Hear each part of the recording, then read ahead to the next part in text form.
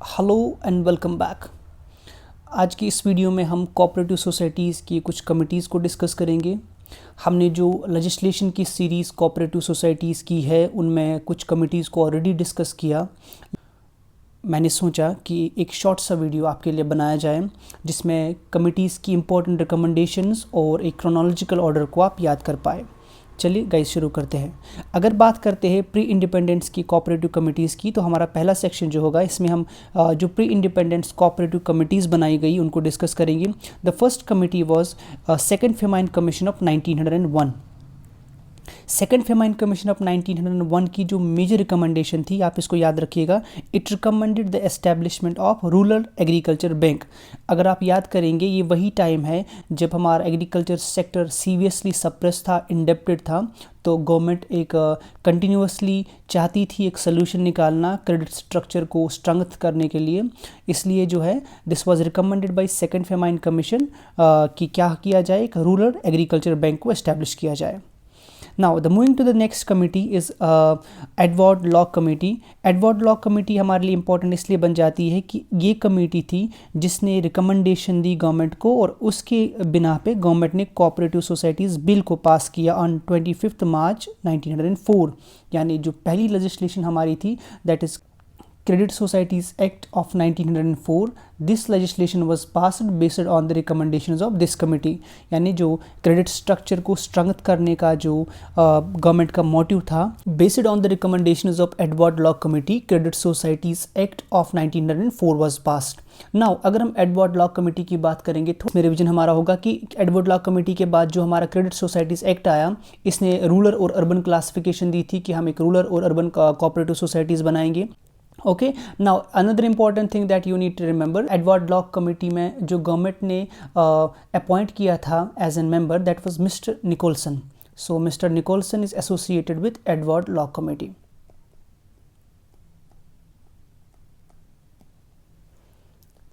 Now the third is the Maclagan committee of 1914। Important recommendation जो Maclagan committee ने दी that was it recommended strong 3 tier structure. Maclagan committee का कहना था कि आप 3 टायर का स्ट्रक्चर बना दीजिए। एक प्राइमरी लेवल पे आप जो है प्राइमरी एग्रीकल्चर सोसाइटीज़ बनाएं बेस लेवल पे, उसके बाद सेंट्रल कोऑपरेटिव बैंक्स बनाए जाए and then provisional cooperative banks apex पे बनाए जाए। ये इनका मानना था कि आप क्रेडिट स्ट्रक्चर को इस तरह से एनहेंस करें कि आप इनमें 3 टायर का स्ट्रक्चर लाए। So this was the important recommendation. Also I need to remind you, government ने 1912 में कोऑपरेटिव सोसाइटीज़ एक्ट दूसरा पास किया। नाउ कोऑपरेटिव सोसाइटीज़ की सक्सेस को देखते हुए ये भी एक रीज़न था कि गवर्नमेंट ने मैकलैगन कमेटी को अपॉइंट किया कि हम किस तरह से कोऑपरेटिव मूवमेंट को इंडिया में और बेहतर बना पाए। इस रिकमेंडेशन के अलावा मैकलैगन कमेटी ने जो और एक रिकमेंडेशन दी, इनका मानना था कि आप उन्हीं कोऑपरेटिव सोसाइटीज़ को लोन दें जो उस लोन को प्रोडक्टिव पर्पस के लिए इस्तेमाल करेंगे। ऐसा ना हो कि जो मेंबर्स है कोऑपरेटिव सोसाइटी के, उन्होंने लोन तो ले लिया क्योंकि क्रेडिट सोसाइटीज़ एक्ट 1904 प्रोवाइड करता था क्रेडिट कोऑपरेटिव सोसाइटीज़ को। फिर ये देखा गया कि जो ये क्रेडिट दिया जाता था ये सही तरह से इस्तेमाल नहीं होता था। इसलिए मैकलैगन कमेटी की ये भी एक रिकमेंडेशन थी कि आप वो उन कोऑपरेटिव सोसाइटीज़ को लोन दीजिए जो इस लोन को प्रोडक्टिव पर्पस के लिए इस्तेमाल करते हैं। और इनका मानना ये भी था कि that you should periodically audit, आप पीरियोडिकली ऑडिट भी करो कि अगर हमने किसी कोऑपरेटिव सोसाइटी को है लोन दे दिया, क्या ये सही तरीके से इस्तेमाल हो रहा है या नहीं, ठीक है ना। सो बिसाइड्स दिस कि इन्होंने 3 टायर स्ट्रक्चर को रिकमेंड किया, इन्होंने प्रोडक्टिविटी पे भी ध्यान दिया और इन्होंने रिव्यू भी बताया कि आप लोन स्ट्रक्चर को रिव्यू करें, जिसको आप लोन दे रहे हैं आप पीरियोडिकली उसको रिव्यू करें। Now the fourth committee is royal commission on agriculture that was in the year 1928। Royal commission की इंपॉर्टेंट रिकमेंडेशन है, आप जो याद रखेंगे, it recommended setting up of a land mortgage bank. Important इसकी रिकमेंडेशन क्या थी? इनका रिकमेंडेशन में सबसे इम्पॉर्टेंट ये था कि इन्होंने कहा कि आप जो है लैंड मॉर्टगेज बैंक्स को इस्टेब्लिश किया जाए। क्योंकि क्या मसला था असल में, दो agriculture credit scenario was a matter of concern and various committees looked into the problem of cooperative banks in various provinces. जो रॉयल कमीशन ऑन एग्रीकल्चर था 1928 का, इसने भी एग्रीकल्चर सेक्टर को, कोऑपरेटिव के एग्रीकल्चर सेक्टर को रिव्यू किया and it recommended that land mortgage bank should be established.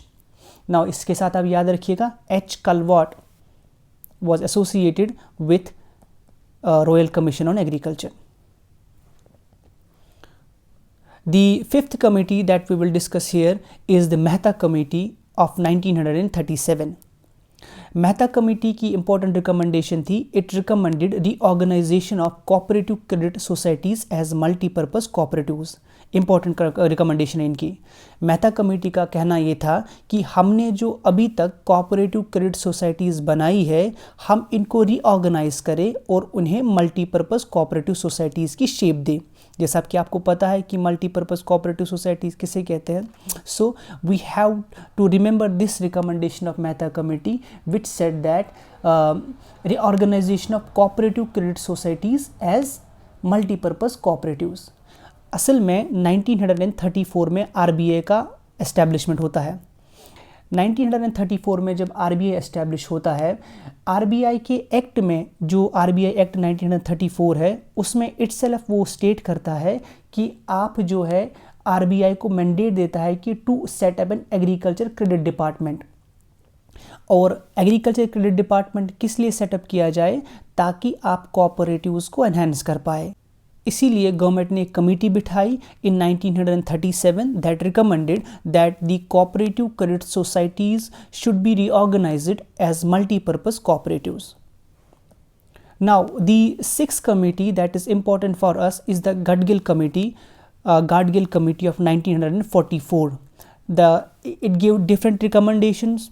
The important recommendation was that it recommended compulsory adjustment of debts and setting up of agriculture credit corporations where cooperative agencies were not strong. And Gadgil committee का क्या मानना था कि आप जो है जहाँ पे किसी कोऑपरेटिव सोसाइटी ने कोई कर्ज़ा लेके रखा है, अब वो कर्ज़ा या तो कर्ज़ा बढ़ा जा रहा है, डेब्ट का जो अमाउंट है वो इंक्रीज़ हो रहा है, तो उन्होंने कहा कि ये जो डेब्ट बढ़ रहा है इसको एडजस्ट करें आप। अगर इसने किसी इंस्टीट्यूशन से क्रेडिट लिया है, लोन लिया है, अब ये रिपे नहीं कर पाती या कोई इशू आ रहा है रिपेमेंट में, then this should be adjusted. Adjust कैसे किया जाए, आप एक एग्रीकल्चर क्रेडिट कॉरपोरेशन बनाए।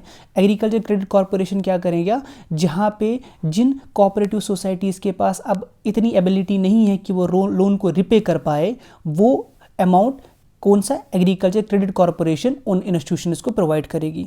यानी इनडायरेक्टली ये चाहती थी कि जो कोऑपरेटिव सोसाइटीज़ अभी इस वजह से बेहतर काम नहीं कर पा रहे हैं because they are severely indebted, उन पे जो वो लोड है पैसे का, कर्जे का, उनको हटाया जाए ताकि स्मूथ मूवमेंट चले कोऑपरेटिव्स की और उनकी प्रोग्रेस बेहतर हो पाए। Now the last committee that you need to remember related to the pre-independence is Agriculture Credit Organization Committee. This committee was headed by Sir Manilal Nanavati. इनका कहना था कि state assistance in agriculture finance and conversion of all credit cooperatives into multipurpose cooperatives. Exactly same बात इन्होंने की कि जो cooperatives सही से काम नहीं कर पाते, you give assistance to them, यानी state assistance in agriculture finance and conversion of जितनी भी सारी क्रेडिट कॉपरेटिव्स है, आप उनको मल्टीपर्पज़ कोऑपरेटिव सोसाइटीज़ में कन्वर्ट कीजिए। नाउ ब्रीफ बहुत सारी रिकमेंडेशन है कोऑपरेटिव सोसाइटीज़ की, but I had chosen the important recommendation जिनको एग्ज़ाम में आने की संभावना काफ़ी ज़्यादा है। आप दो चीज़ें याद कीजिएगा। The first thing is that मैंने शॉर्ट से लिखा है, you can pause the video और you can pen it down. इसके अलावा remember the chronological order, second famine commission कब आया, एडवर्ड लॉ कमेटी कब आई, मैकलैगन कमेटी कब आई, रॉयल कमीशन ऑन एग्रीकल्चर कब आया, Mehta committee, Gadgil committee and agriculture credit reorganisation committee. Hope कि आपको ये वीडियो इन्फॉर्मेटिव लगा है। अगर आप इस चैनल पे नए हैं तो चैनल को प्लीज़ सब्सक्राइब कीजिए और वीडियो को लाइक और शेयर कीजिए। Thank you so much for watching.